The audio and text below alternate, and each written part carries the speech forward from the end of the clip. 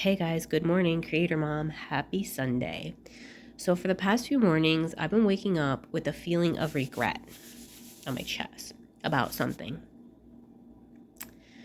And it was something related to money, right? And it was like this regret coming to me saying, like, you shouldn't have done that. That was stupid, right? And I kept pushing it away, like, oh God, I'm not gonna get into that. I'm not gonna get into like regret, and shit like that because that's in the past, I'm moving forward. But I was like, wait a minute. This is me disregarding this thing, this sensation that keeps coming before me. I'm pushing it away and saying, because I thought the right thing to do was to push it away. Like, it's water under a bridge, right? Like, let it go. Just let it go. But then I was like, oh shit. This is coming to me because I need to work through this. I need to uncover something here. That's why it keeps coming up and coming up. I thought, oh, there's something wrong with me. I just need to push that aside and ignore it. It doesn't deserve attention because it's from the past, right? Like, that just felt so right. It was like, no. But it's actually no. Give it attention, but give it attention as like you're a therapist to yourself, right? Give it attention as to say, okay, I'm going to sit here and I'm going to process through what I'm thinking. And what I notice is when I begin to do this, when I begin to write down what I'm feeling and journal it, more shit just keeps coming to me and it helps my thinking process. And what happens is it's like a knot. And by journaling it and writing it down, more stuff is coming because as you're writing it down, more stuff is becoming untangled until finally you're able to comb it and it's smooth. It's like, okay, that's what it is right there. That's it. And that's it. Because when these emotions come up, yeah, it's like a big emotional knot, it's a big emotional knot. And you're just like, oh, I don't want to deal with that emotion. Like, that's stupid. But it comes up to be untangled by you consciously. So what I realized about this emotion, one of my friends says, fact check. When shit comes up, like negative emotions, like, oh, I shouldn't have done that, like that was stupid, go through it and fact check it. And that's what I eventually ended up doing. Because at first I was like, yeah, I shouldn't have done that. That was dumb. And I was like, wait a minute. Let me put this in perspective. And I started to try to draw out facts from my experience. And I'm like, actually, if I put things in perspective, I really didn't do like anything that wrong. And it really, in perspective, is not that much of a big deal. But what I did find, and what happened was that I had spent money on people that probably when I look back now, I probably shouldn't have sowed money, to those people. So, but when I put the financial or the money thing in perspective, it really wasn't that much of a big deal.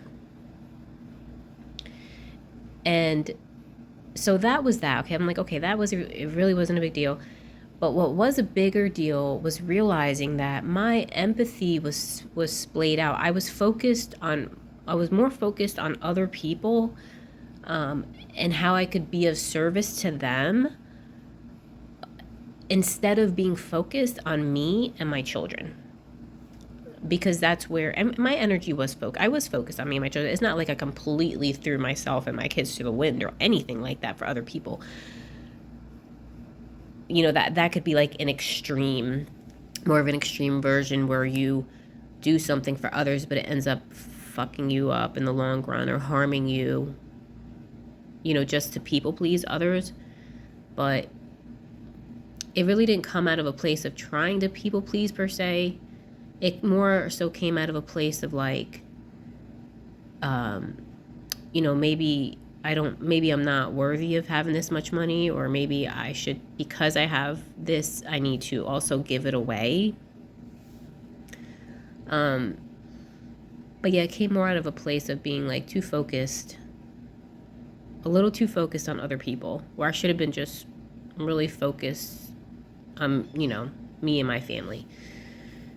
And I realize that now, and that is an important realization, which I've realized before, but like realizing it again and again is helpful, because the program to look out at others and then feel like you don't deserve, or like, like you should be more focused on other people, like it comes back. It's some type of conditioning.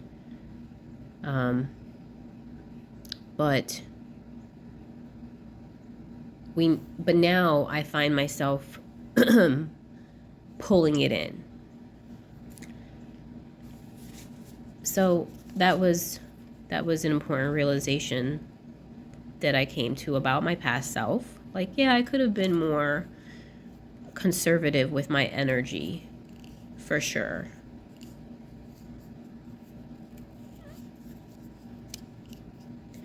But, not that it's wrong to give to others, but I guess it's just being discerning about what energy you're coming from, like, do I want to give to others or help others because I feel guilty of some sort, or because I feel a bit unworthy, or because I feel like if I have a lot, then I have to give to everyone else because it's not fair, they should have some too.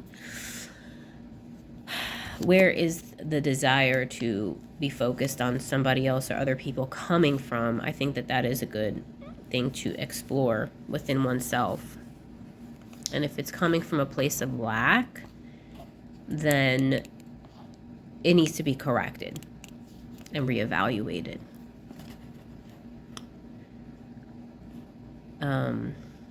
For sure. And that's something that I'm realizing, and I hope that I keep to realize and keep pressing on in that direction.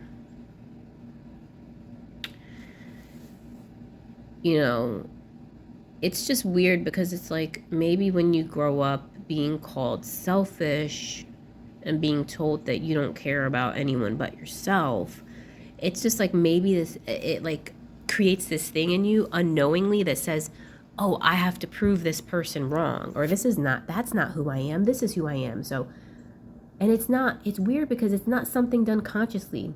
People say like, well, I'm gonna show them that that's not who I am. I think that when you're conditioned with these ideas from young, that they can just subconsciously play out in your life until you begin to, recognize it. Because it's not like, oh, my mother always said I was selfish and that I didn't care about anybody but myself, so I'm going to go out and I'm going to be focused on other people and I'm going to show her how I care about people. Like, none of that. None of those thoughts occurred to me ever. It's just, I seen it in a movie. Alice in Wonderland, or it's a rendering of Alice in Wonderland, but it's a show, Once Upon a Time in Wonderland, I think it's called. It was a really neat show. But I noticed that playing out in one of the characters, where it was a girl, she came from a rich family, a royal like type of family, or something like that. Or maybe the mom was uppity, and the mom wanted her, I think, to marry into royalty or marry rich. But unfortunately for the mom, the girl kind of ended up falling in love with a guy who was not rich. He wasn't rich. And so he wasn't good enough for the mother. The mother thought he was a pauper, a loser. But the girl was in love with him. So the mother was like, if you go off with him to Wonderland, like, basically don't come back here, because if you come back here, you're gonna be cleaning my toilets. And so when the girl went with the guy off to Wonderland, all she was fixated on, what she didn't realize is, she first tried to live with him, you know, and they tried to make it, but they were like, they were kind of poor, like they didn't really have food and stuff. And then they pretended to be rich to go to the king's, in Wonderland, the king's like a ball or whatever. So she got all dressed up. They actually stole clothing, and she pretended that she was rich, you know? She pretended that she belonged in that energy. So then she decides that she tells her boyfriend, when actually they get kicked out because they get found out that they're not supposed to be there. So then she tells the boyfriend, let's steal, like I noticed they had jewels and stuff there, like let's go steal it. So she goes to the castle that night and she starts to steal. But before that, she really caught the king's eye. Like when he looked at her and he started talking to her, you could tell the king was like attracted to her. So anyways, when she went back to steal the jewelry, the king caught her stealing the jewelry. But he was still kind of mesmerized by her. So he was like, you know what? He was like, I want to take you to be my wife, you know? And that was attractive to her because she was like, it was like this thing that was like, yes, like I'm doing it. Like I'm going to be with royalty. I am royalty. I'm marrying rich. Look at me, mom. But she didn't say that externally. Like she didn't say, oh yeah, I'm going to take this king's offer and be his wife because of my mom and how she put me down for, you know, thinking I'm like nobody, you know? So she ends up ditching her boyfriend, who she loved, to get with the king. Why? Because it was like an internal like thing of having to play out the opposite of who her mom was telling her she'd be if she ran off with this guy. Like, it was like something in her had to do it. But so yeah, the guy was very heartbroken, but she chose the royalty, the royal life, instead of like the true love that she had with this dude. But at the end of it all in the show, she realizes that, and I think they do live happily ever after, actually. At the end of it all, kind of comes full circle after her being a bitch ass queen and everything. But just that scene though, like with the mother disapproving of her and then her actually getting with the king, I'm like, wow, that just says it all right there. There's a thing. And she regretted it. You know, she's like, at the end of it all, she regretted it. Doing that. She regretted forsaking true love for becoming something that her mother would approve of. But she wasn't consciously thinking, oh, I'm going to show my mom. You know, I'm going to show her. I feel like it was more of like a subconscious thing. So, yeah. But to get back to the point of, you know, maybe that's why I was so focused on other people and having all this misplaced energy or misplaced empathy, instead of using all of that, most of that empathy for myself and my kids, which I did do.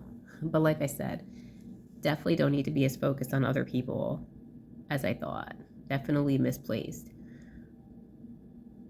And I'll do that at the store sometimes when I look at other people.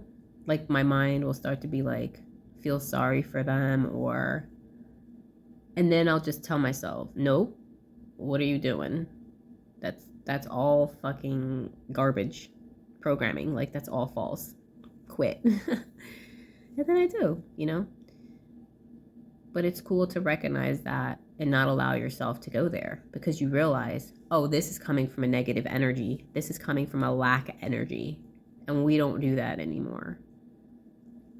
So, anyways, just to wrap up this video, what I started out by saying was that if you're waking up with a feeling or a bothersome emotion or a bothersome regret, sit down, journal it out, write everything down, and the more you write down, the more will come to you, so that you can come to your own conclusion about why this emotion was coming up.